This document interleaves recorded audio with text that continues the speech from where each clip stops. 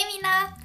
Astăzi am revenit cu favoritele lunii mai și iunie, pentru că, normal, a trebuit să treacă toată luna mai și eu să nu filmez nimic și ar trebui să iau câte 2 luni, dar e bine că fac măcar și asta. Să încep cu rujurile, am două, una este nude și am văzut-o la... Nu, n-am văzut-o la Georgiana Dumitra, dar a arătat rujurile astea de la Oriflame și mi-au plăcut foarte mult, deși am luat o culoare diferită și nuanța mea este Nude Rose, care arată așa. Este o culoare super drăguță și eu o folosesc. Iar am început cu super drăguț.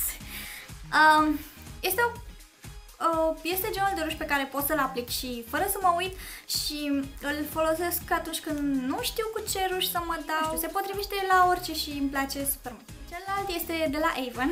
Este nuanța Vibrant Melon și arată așa și este o culoare superbă pe care o ador și de fiecare dată când mă dau cu ea este pur și simplu incredibilă, se vede foarte bine și îmi place super mult, m-aș da cu ea într-una, dar încerc să folosesc cât mai mult din rujurile mele pentru că de multe ori mi se pare că am prea multe, de multe ori prea puține și ajung să nu le folosesc decât o dată sau de 2 ori pe multe dintre ele și stau așa aruncate acolo. Am un blush de la Miss Sporty, nu știu ce nuanță e, scrie, este un roz, Shiny Coral. Am văzut atât la Denisa Sima o grămadă de produse de genul, bine o grămadă, nu știu, arăta câteva produse din astea și când l-am văzut, am văzut că este vreo 12 lei sau ceva și mi s-a părut super drăguț, plus că culoarea este tare drăguță și am zis de ce nu, să le încerc și eu pentru că nu am niciun produs de la Miss Sporty și mi s-a părut super drăguț și l-am și acum, dar nu prea știu dacă se vede pentru că m-am dat super puțin, doar așa. Mai am și bronzerul de la Rimmel London, care este nuanța Sun Kiss. Îmi place că în sfârșit am ajuns la tăviță și sunt aproape să îl termin și nu știu, mă entuziasmează când termin un produs. Nu cred că l-am mai avut în favorite, dar parcă țin minte că l-am mai arătat odată. L-am folosit super mult lunile acestea, adică e singurul meu bronzer. Nu știu, nu mă tentează să cumpăr altul atâta timp cât mai am decât acela de la Too Faced, dar în ultimul timp chiar l-am folosit excesiv. Doar pentru un machiaj natural și doar îmi conturam foarte puțin fața. Dar da, l-am folosit exagerat de mult. Un alt produs folosit destul de mult lunile acestea și preferatul meu este Holika Face to Change Photo Ready Cushion BB. Foarte lung nume. Eu încă nu-i scot chestiuța asta, nu știu, mi-e frică să nu se usuce. Și așa arată înăuntru. Mi se pare că arată foarte bine și natural pe ten, acoperă destul de bine, luminează tenul și are o oglindă foarte mare aici și un burețel care poți să îl aplici și de obicei, înainte să mi se termine celălalt de la Etude House, îl foloseam tot timpul, mai ales când plecam pe undeva și nu știu, ca să nu mai car pensule sau fondurile ten după mine, era mult mai comod să iau un BB Cushion, că mi se pare că era mult mai comod și termina mult mai repede toată treaba. Mai am rimelul pentru sprâncene de la Etude House în nuanța Rich Brown, cred că este, s-a șters absolut tot. Este rimelul meu preferat de sprâncene, am mai încercat încă unul care nu mai știu de la ce era, că l-am aruncat de mult. Și îl mai am pe acela Brow Drama sau ceva, de la Maybelline. Și acesta are periuța așa. Și îl ador pur și simplu.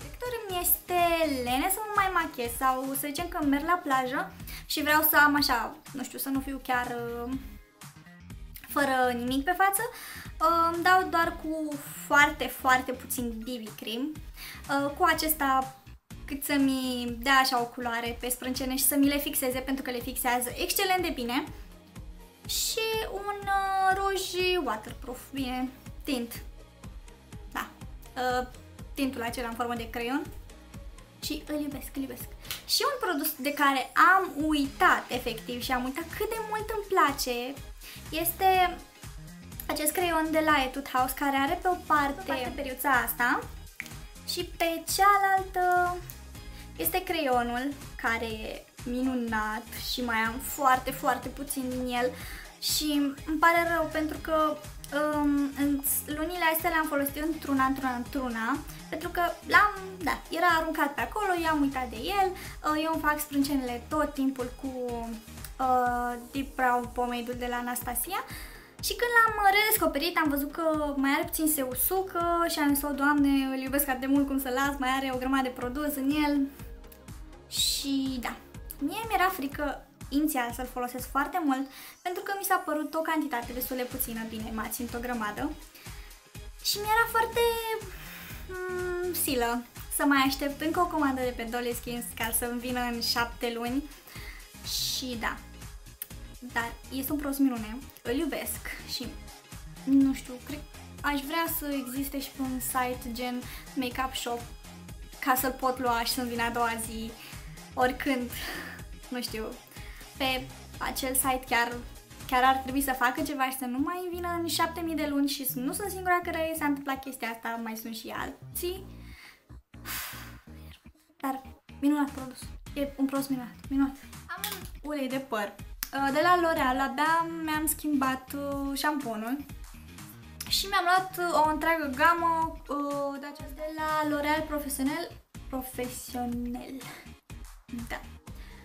Serie Expert Absolut Hyper Lipidium. Da.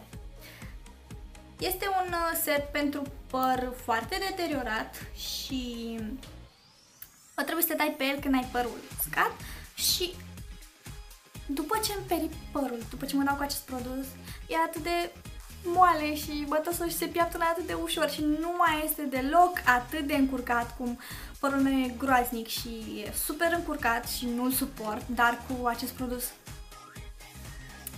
nu mai am nicio problemă. Plus că miroase foarte bine și persistă mirosul ceva timp. Nu știu, eu îl simt destul de mult timp, nu sunt sigură când dispare, dar ține câteva ore și îmi place. Mai am un spray de corp de la Avon care este cu particule sclipitoare.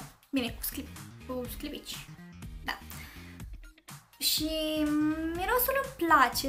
De multe ori e puțin înțepător, dar ador când se usucă, pentru că, nu știu, când apăs pe el să-l sprayez, nu pare ca și cum vine tot, nu știu, parcă scuipă așa.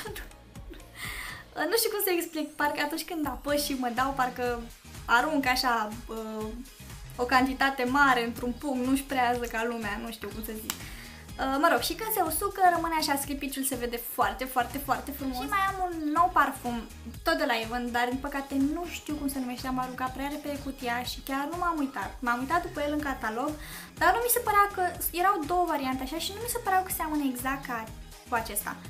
Deci nu știu exact cum se numește, dar îmi place super mult, acesta l-am primit și chiar nu mă așteptam sincer să-mi placă atât de mult, adică în ultimele luni de fiecare dată când vreau să mă dau cu parfum era prima opțiune, pentru că mi se pare foarte ușor și miroase foarte bine și persistă destul de mult, ce mi se pare potrivit pentru orice zi sau orice ținută sau orice, habar n-am, îmi place foarte mult. Acum, am ceva care chiar nu mă așteptam să fie atât de bun și pe gustul meu. Este autobronzantul de la Gelo Vital. El cred că este nou, pentru că am să-mi iau protecție solară și ulei de ceva pentru bronzat pe plajă. Și l-am văzut pe acesta, am văzut că este autobronzant. Eu tot aveam în cap să-mi iau un autobronzant vara asta și mă gândeam tot la acelea de la Bioderma de anul trecut și sincer nu știam ce să fac. L-am văzut pe acesta, am văzut că este ieftin, am zis hai să încerc, pentru că ultima mea încercare cu un autobronzant de la Gelo Vital a fost un eșec total. A fost unul într-un ambalaj mai auriu, maro, ceva genul, nu mai știu exact, dar mirosea groaznic și nu colora deloc și era foarte nașpa, mă dădeam cu el efectiv ca să put. Dar acesta îmi place super mult, colorează pielea foarte repede, la duș nici măcar nu se ia, deci chiar își merită bani, adică este foarte ieftin, dă o nuanță subtilă și arată foarte bine și nu lasă pete. Bine, mi-a lăsat puțin pe între degete, dar doar aici, pentru că am uitat să mă spăl pe mâini imediat după ce m-am dat pe corp, și este și pentru față, așa că da, este 2 în 1 și îmi place super mult. cam astea au fost produsele de machiaj. Alte favorite ar fi că pe 1 mai am fost pentru prima dată cu cortul în pădure și am dormit acolo. Deși dormitul nu prea mi-a plăcut, pentru că nu prea am dormit. Mi-era foarte frig și am dormit pe bețe și a fost destul de dureros, dar în fond a fost destul de distractiv și ca prima experiență a fost ok. A fost ok. Apoi am văzut un film super drăguț, El Love Decay, cu o fată care încerca să-și ajute prietena, căreia îi plăcea de un băiat care a respins-o în fața școlii, sper că am explicat bine până aici, și ajunge până la urmă băiatul ăla să stea la ea și începe să se îndrăgostească unul de celălalt, și oricum filmul este super drăguț, este un film japonez care nu știu cum l-am convins pe prietenul meu să se uite cu mine, dar s-a uitat și i-a plăcut. Deci dacă lui i-a plăcut un film japonez, înseamnă că e ceva. A fost destul de drăguț oricum. ある日突然始まった大嫌いなあいつと絶対秘密の同居生活。これ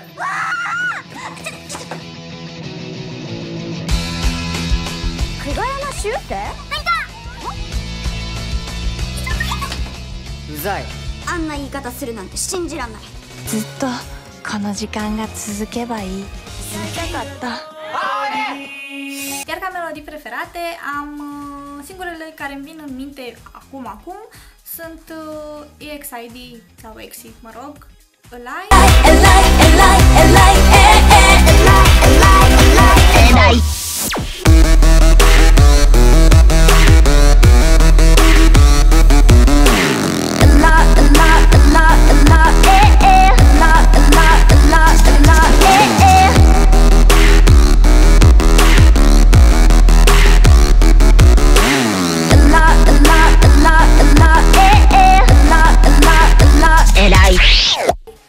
Iar de la BTS, Fire.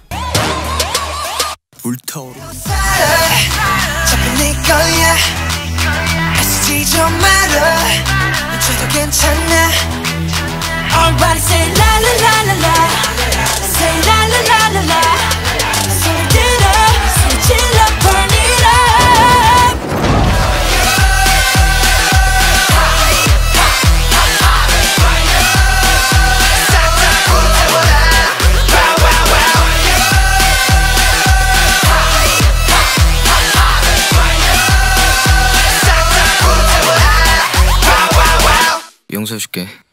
Ultima favorită care era să uit este că pe 23 mai a fost ziua mea și am făcut 21 de ani. Nu prea îmi convine, dar... Și astea au fost favoritele lunii mai și iunie. Nu mi se pare că au fost foarte multe, destul de puține. Sper că v-a plăcut și ne vedem data viitoare. Pa, pa!